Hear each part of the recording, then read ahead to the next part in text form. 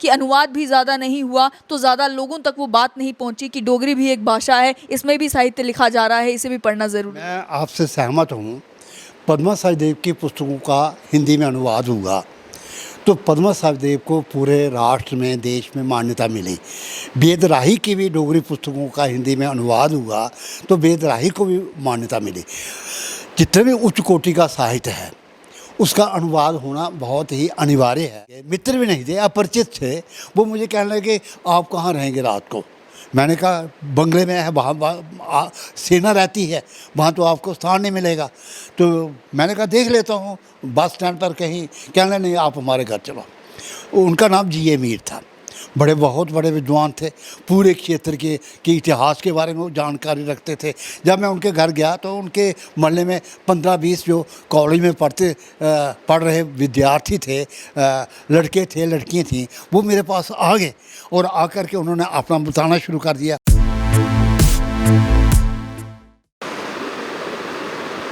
Padmashri professor Shivdatt Nirmohi इस समय मेरे साथ हैं, जिनकी जीवनी के बारे में एक अंक जो है वो सुरेंद्र सागर जी के साथ आप स्ट्रेट लाइन पर देख ही चुके होंगे। लेकिन एक साहित्यकार से उसकी जीवनी पर बात करना एक अलग बात है, लेकिन जब तक साहित्य की बात ना की जाए ऐसा लगता है कि बातचीत में कुछ अधूरा सा है। तो इनसे बात करेंगे डोगरी साहित्य, हिंदी साहित्य के बारे में और साथ ही में ये जो लगाव साहित्य के साथ है, क्या आजकल के भारत में, आजकल के जम्मू कश्मीर में वो साहित्य के साथ लगाव नई जनरेशन को कम होता जा रहा है या वो अभी भी बढ़ रहा है। तो सबसे पहले तो बहुत बहुत शुक्रिया, आपने समय दिया हमें और बहुत बहुत स्वागत स्ट्रेट लाइन। धन्यवाद, बहुत बहुत धन्यवाद जी। प्रोफेसर साहब, जैसे कि मैंने कहा कि साहित्यकार से साहित्य की जब तक बात ना की जाए ऐसा लगता है बातचीत अधूरी है। आपकी बातचीत में सुन रही थी तो जो एनर्जी अभी भी आप में है और जब आप बात करते हैं अपनी जर्नी को लेकर, अपनी किताबों को लेकर, तो वो एनर्जी ऐसा लगता है कि जैसे जैसे साल एड अप होते जा रहे हैं तो वो एनर्जी भी बढ़ती जा रही है।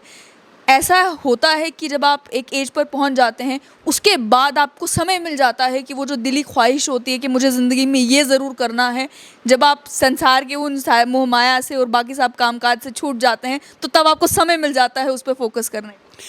ऐसा है, मैं भी यह महसूस करता हूँ कि मान लीजिए जब मेरे पर पारिवारिक दायित्व थे, मेरे बच्चे पढ़ रहे थे, जब मैंने उनके विवाह शादी करनी थी तो मैं इतना समय नहीं दे पाता था।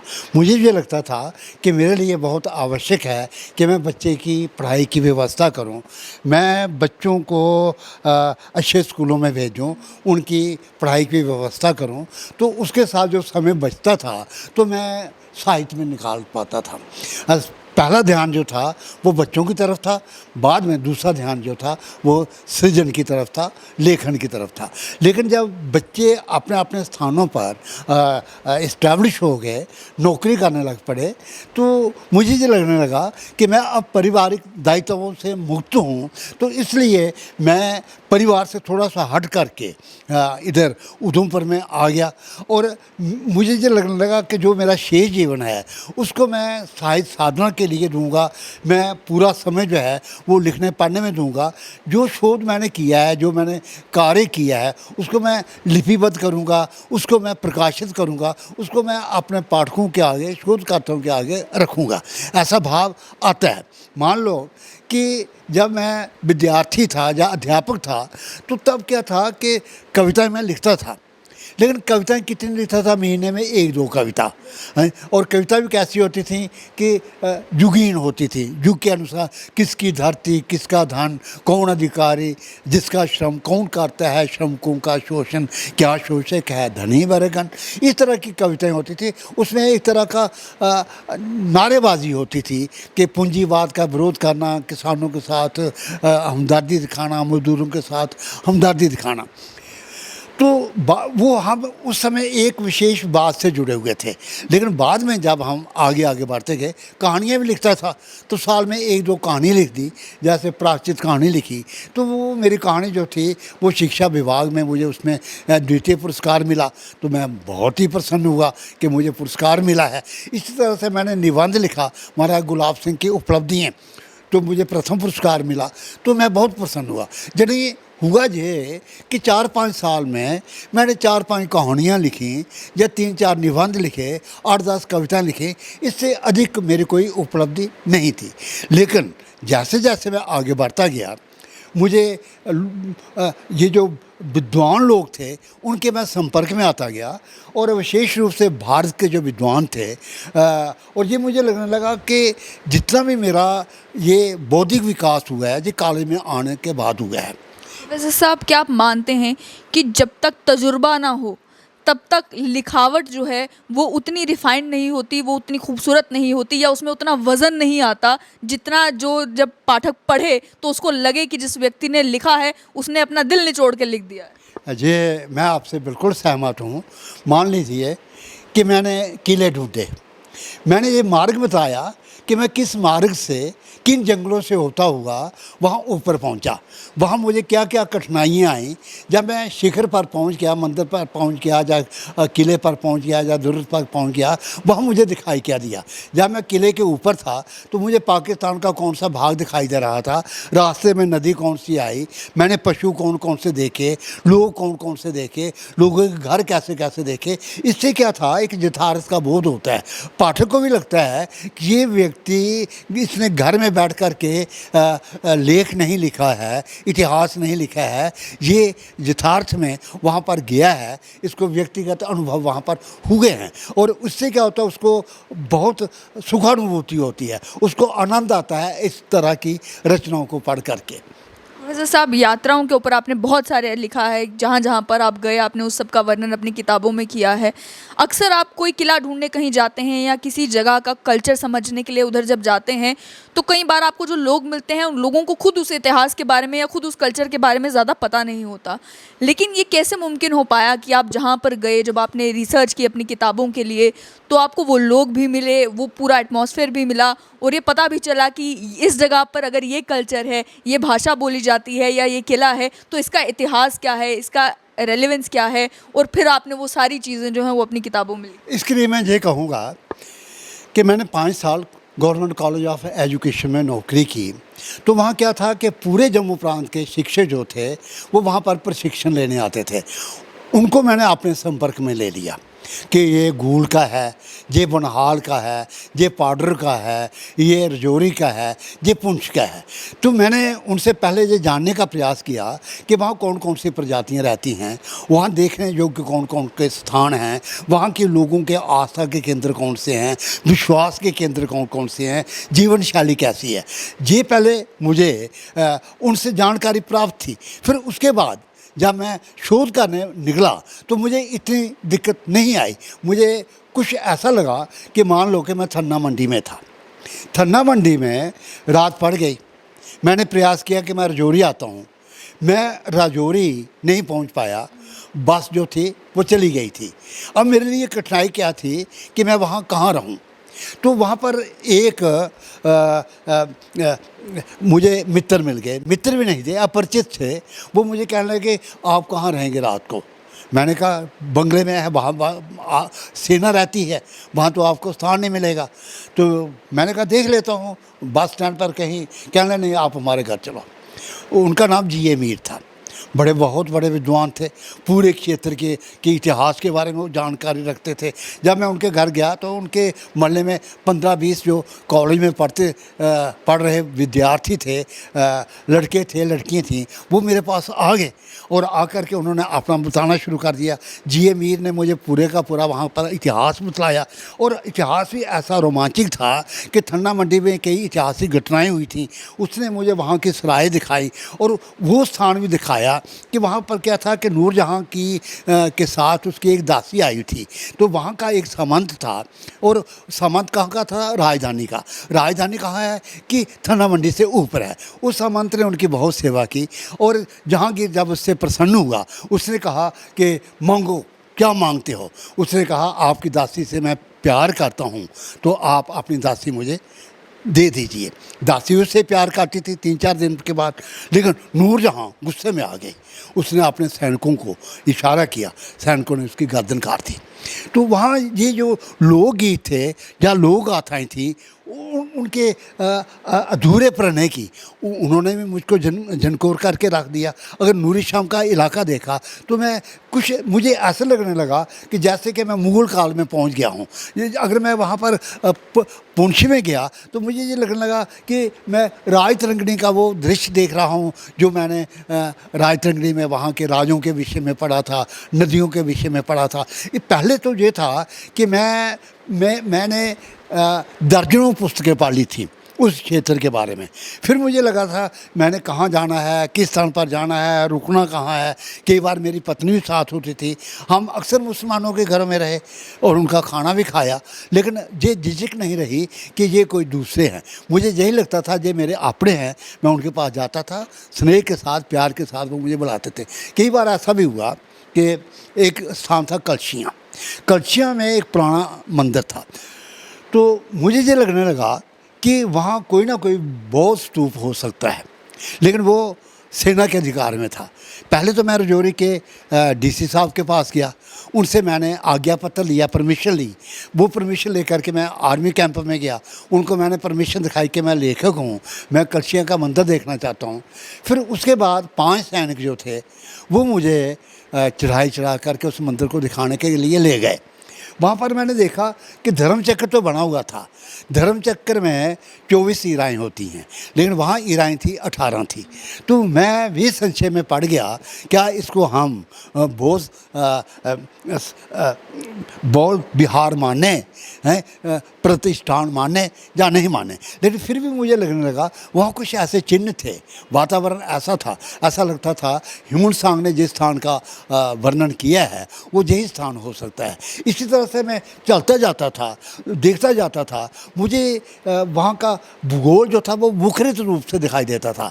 पहाड़ देखता, सुंदर सुंदर पहाड़ हैं, नदियाँ देखता था, वहाँ के बुज़ुर्गों को देखता था, अल्हड़ उनको चरवाहों को देखता था, लड़कियों को देखता था, नोज़े बजाते थे, बांसुरी बजाते थे, बांसुरी की धुनों में वो नाचते भी थे। उनके दृश्य देख करके मैं अति प्रसन्न होता था। मुझे भी लगता था कि ये लोग अपने हैं, और मुझे वो उन्हीं चीज़ों को मैं अपने यात्रा वृत्तों में जो था ना वो वर्णित करता था, मुझे खुशी होती थी। प्रोफेसर साहब, अक्सर जो इतिहास बता सकते हैं वो बुज़ुर्ग होते हैं, और भाषा जो है वो एक बड़ा ही कलीदी किरदार निभाती है। जब भी आप किसी जगह पर जाएं और किसी को ये बताने की कोशिश करें कि आप हमसे ये बात जो है वो शेयर कर सकते हैं। देश के किसी भी भाग में चले जाएं, आपको अगर कोई डोगरी बोलता सुनाई दे तो आपको लगता है कि ये हमारे लोग हैं। तो जब आप अलग अलग जगहों पर जा रहे थे, इन जगहों पे बातों को समझने के लिए वो भाषा का आना ज़रूरी था। तो क्या वो भाषा का ज्ञान आप पहले ही लेकर जहाँ पर जाते थे, या फिर वहाँ आपको वो सीखने का मौका मिल जाता? ऐसा नहीं था। मैंने ये किया था कि जम्मू विश्वविद्यालय में भाषा विज्ञान पर मैंने एक कार्यशाला जो थी ना उसमें मैंने भाग लिया था। उसके बाद मैंने डुग्गर का भाषाई परिचय पुस्तक भी लिखी। मुझे ये पता था किस खंड में कौन सी भाषा बोली जाती है, उस भाषा में विशेषताएँ क्या हैं। और जब मैं उन लोगों के साथ जाता था तो प्रत्यक्ष मैं बात जो करता था उनकी भाषा में करता था। उसमें क्या था, अपनपन आ जाता था। वो मुझे बुलाते थे, खाने के लिए बुलाते थे। वो ये समझते थे ये जो आदमी आया है, जो ये बाहर का नहीं है, ये हम में से एक है। मुझे ये लगा कि व्यक्ति में भाषा का लगाव जो होता है ना उसमें अपनापन बहुत ज़्यादा होता है।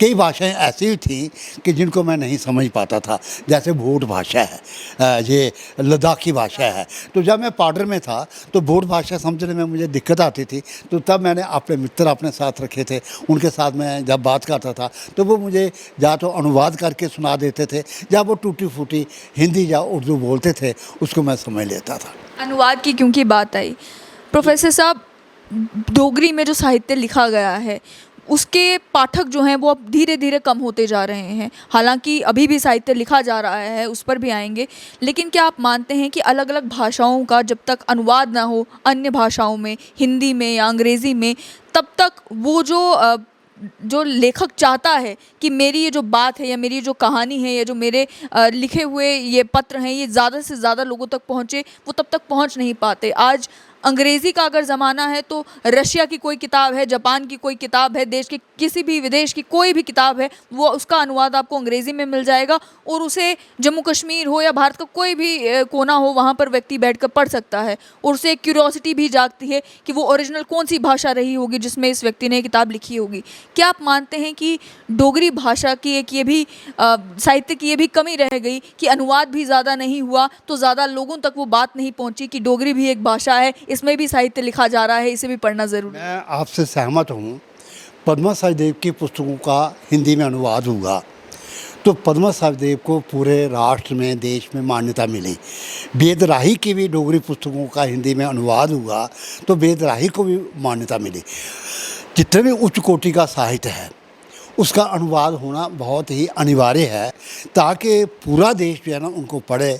और उससे क्या होता है कि लेखक की जो सोच जो है ना वो उस देश प्रदेश की संस्कृति को प्रतिबिंबित करती है।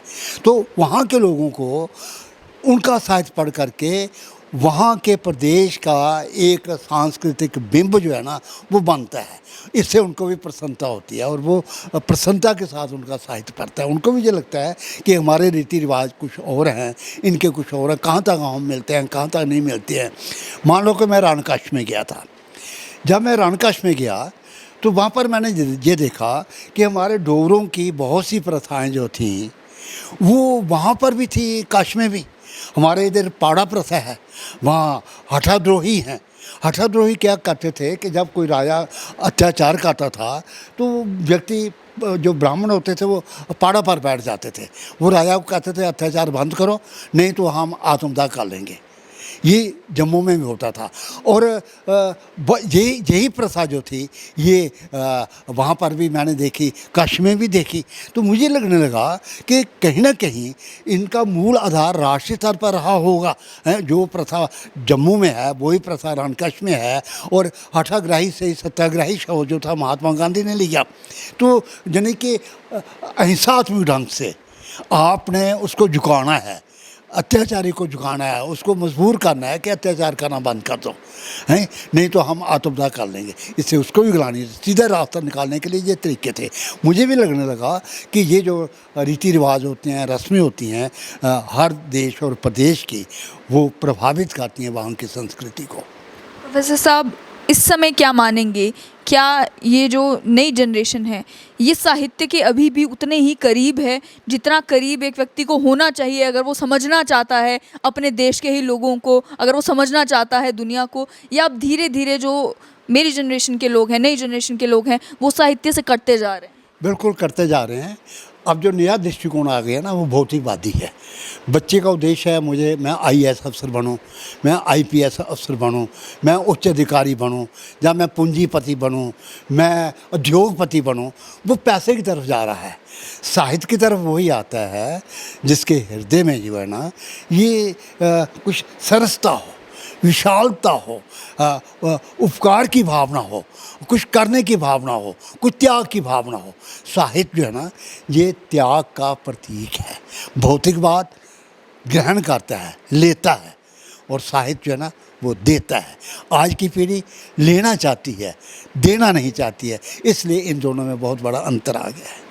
साहित्य की अगर बात की जाए तो क्या आप मानेंगे कि साहित्य का जो स्तर भी आजकल के पुस्तकों में देखने को मिल रहा है वो स्तर वो नहीं है जो स्तर हुआ करता था? उसका भी क्या कारण समझते हैं? पहली बात यह है कि मान लो जैसे मुंशी प्रेमचंद थे, उनको देश को जागृत करना था, तब हम परतंत्र थे, और उन्होंने साहित्य ऐसा लिखा कि व्यक्ति जो है जो पाठक जो है उनका साहित्य पढ़ करके खुद ही शोषण के विरुद्ध विद्रोह करें, आगे बढ़ें, उनमें जन जागृति आए, मास वो एक श्रोताओं को बौद्धिक स्तर पर ऊंचा ले जाना चाहते थे। आज का जो लेखक है उसका इतना व्यापक दृष्टिकोण नहीं है। वो केवल अपने मन की पीड़ा को बता देगा, कोई प्रेम के गीत गा लेगा, किसी नायिका के सौंदर्य का वर्णन कर देगा। वो क्या है कि जो निम्न समाज है उसके साथ वो जुड़ा ही हुआ नहीं है। वो मज़दूरों में जाता ही नहीं है, वो किसानों में जाता ही नहीं है। उसको ना तो किसानों की पीड़ा का पता है, ना उसको मज़दूर की पीड़ा का पता है। उसको ये पता ही नहीं है कि ये जो उन घरों की जो नारी हैं, महिलाएं हैं, वो किस तरह का जीवन यापन करती हैं, कितने घरों में बर्तन साफ़ करने जाती हैं, उनके बच्चों को क्या कठिनाई आती है। इस तरह का साहित्य नहीं लिखा जा रहा है। कमी ये भी है कि आजकल लोग लिखना तो चाहते हैं लेकिन पढ़ना नहीं चाहते। हाँ, ये भी है, क्योंकि आजकल टीवी आ गया है, इंटरनेट आ गया है और भी बहुत से आ गया है। लोगों के पास इतना अवसर भी नहीं है। वो ये देखना, दोनों चीज़ें चाहते हैं कि देख भी लें, सुन भी लें। लेकिन साहित्य जो है ना, ये देखा जा सकता है, पढ़ा जा सकता है, लेकिन प्रत्यक्ष नहीं, दृश्य रूप में नहीं। इसको आपने श्रव्य रूप में पढ़ना है या देखना है। साहित्य में एक और चीज़ की, जिस समय कोई भी व्यक्ति लिखने के लिए बैठता है, अगर नहीं पहला पन्ना ठीक लिखा जाता तो एक जो लेखक होगा वो तो कोशिश करता रहेगा, लेकिन कई लोग जो हैं वो अगर नहीं लिख पाते तो वो सोचते हैं कि ये मेरा काम है ही नहीं। जो कला है, ये लिखने की कला है, क्या आप मानते हैं कि एक व्यक्ति जब पैदा हुआ तो उसमें या तो कला है या तो कला नहीं, या फिर ये इस तरह की कला है जिसे आप निखारते चलेंगे तो हो सकता है बहुत बेहतरीन जो है साहित्यकार बन जाएं, और आप नहीं निखारेंगे, आपके अंदर कला भी होगी लेकिन वो कला कभी जो है उस तरीके से कागज़ पर उतर नहीं पाएगी। आपने चरखा देखा है? चरखे में क्या होता है, एक पूनी होती है, तो पूनी से धागा निकलता है, स्वयं में भी निकलता जाता है। ऐसे दिमाग जो है ना, ये चरखे की तरह चलता है। विचार जो होते हैं ना, ये स्वयं में भी निकलते हैं। उस समय पहले भी नहीं सोचा होता है कि हमने ये लिखना है। जब आप लिखने के लिए बैठते हैं, दत्तचित्त होकर के बैठते हैं, मस्तिष्क से नए मौलिक से मौलिक विचार जो होते हैं ना, वो सामने आते जाते हैं। तब व्यक्ति भूल जाता है मैं बैठा कहाँ हूँ, मैं इस तरह से उसकी समाधि अवस्था हो जाती है। उसको आवाज़ें भी सुनाई नहीं देती हैं, वो अपने ध्यान में मग्न होकर के लिखता जाता है। और वो जो स्थिति होती है, उसी स्थिति को हम समाधि स्थिति कहते हैं, जब व्यक्ति भूल जाता है। जिसमें समाधि स्थिति नहीं आएगी वो लेखक नहीं बन जाएगा, वो एक कृत्रिम लेखक होगा। तो लिखेगा, ये चाहेगा कि मैं भी लेखक बनूं, लेकिन लेखन के लिए एक साधना है, इसके लिए बैठना पड़ता है, त्याग करना पड़ता है। और उसमें क्या होता है कि जब तक आपके पास कोई मौलिक विचार नहीं है तो उसमें आप क्या बताएंगे लोगों को?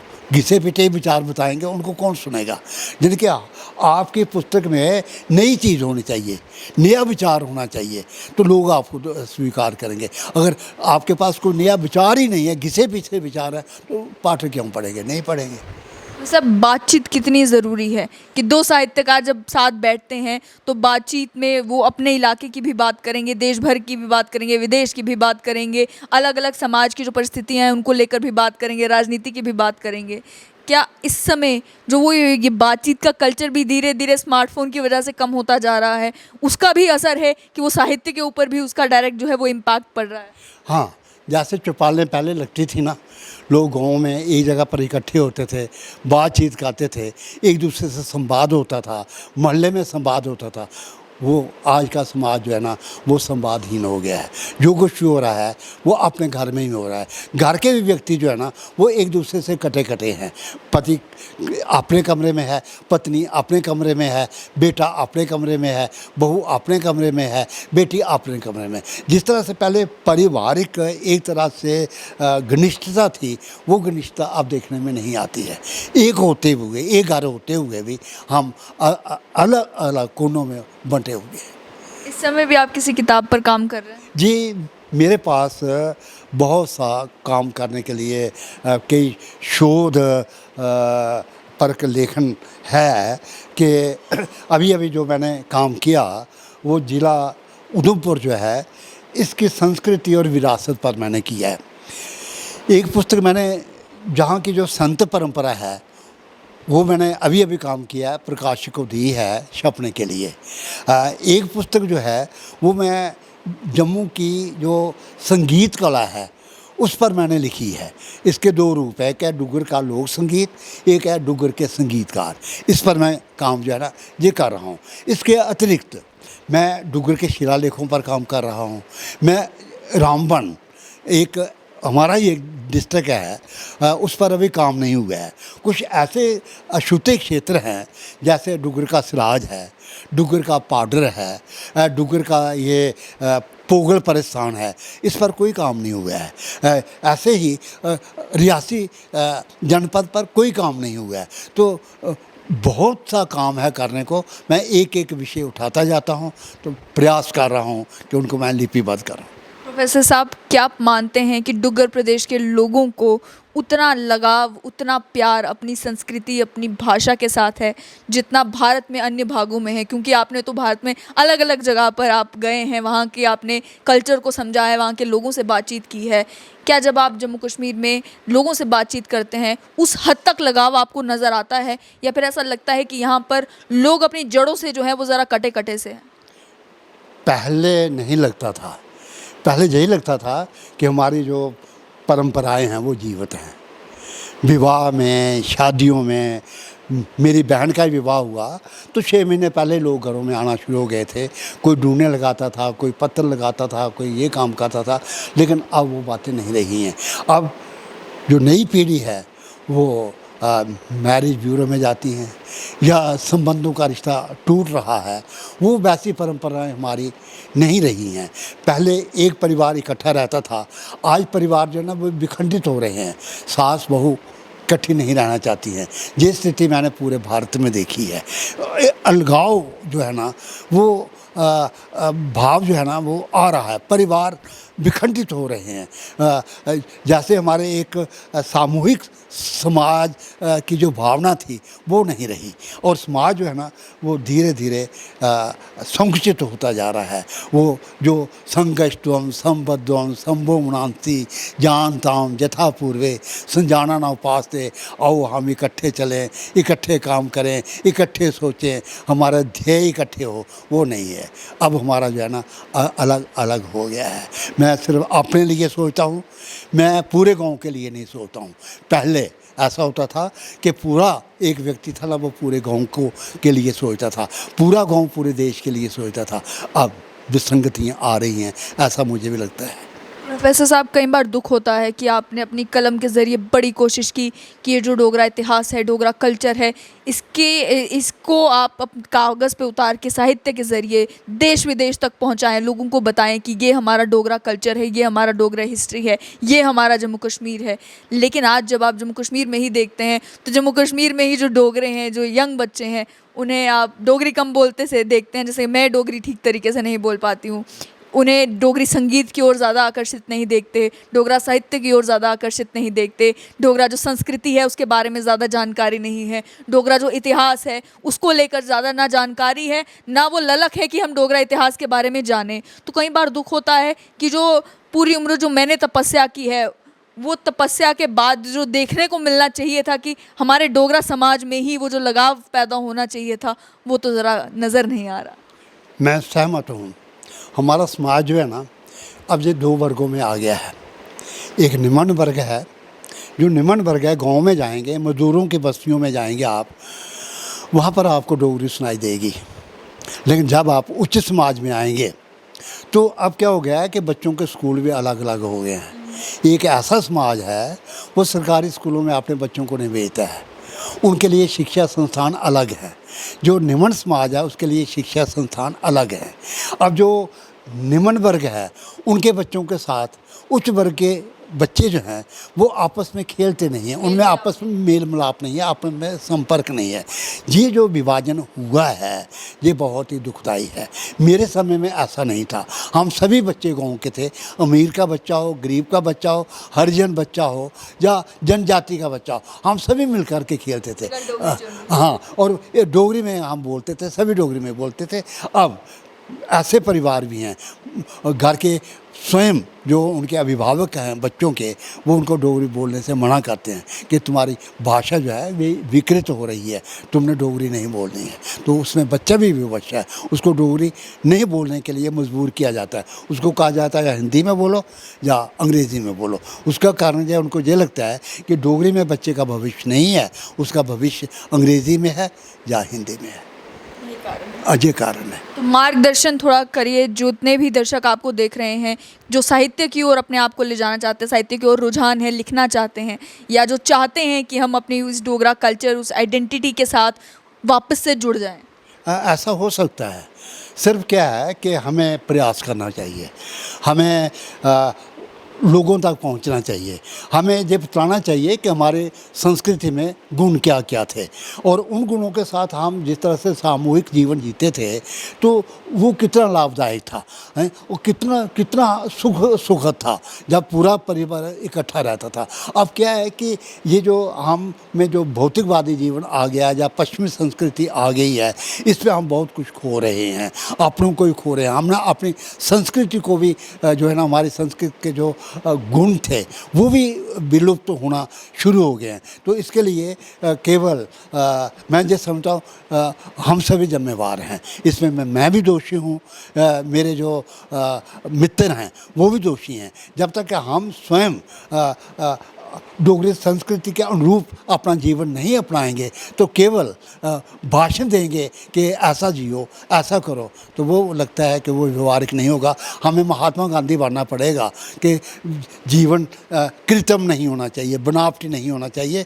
हम मूल जीवन में आएँ, हम वास्तविक जीवन में आएँ। लोग जब हमें अपने वास्तविक जीवन में देखेंगे तो वो हमारा मान सम्मान भी करेंगे। प्रोफेसर साहब, आपने हम साथ बातचीत की, आपका बहुत बहुत धन्यवाद। मैं भी आपका बहुत बहुत धन्यवाद करता हूँ। मेरी आपको बहुत बहुत शुभकामनाएं, आपके चैनल को भी बहुत बहुत शुभकामनाएं। तो ये थे प्रोफेसर शिवदत्त निर्मोही जी। और किसी भी साहित्यकार से आप 5 मिनट भी बात करें, साहित्यकार ज्ञान का स्रोत होता है और ज्ञान जितना लिया जाए उतना कम। हमारी कोशिश आप तक वो आवाज़ें पहुंचाने की है जो अपने कल्चर के साथ, अपने हेरिटेज के साथ जिन लोगों को लगाव है, उन्हें आजकल समाज को देखकर कैसा लग रहा है, और साथ ही में ये कि डोगरा प्रदेश में डुग्गर विरासत को लेकर आज जो आवाज़ें सुनने को मिल रही हैं, क्या वो आवाज़ें केवल आवाज़ों तक या नारों तक ही सीमित होकर रह जाएगी, या हृदय से जो प्रेम होता है अपने भाषा के लिए, अपने कल्चर के लिए, अपने इतिहास के लिए, वो भी रियलिटी में नज़र आएगा।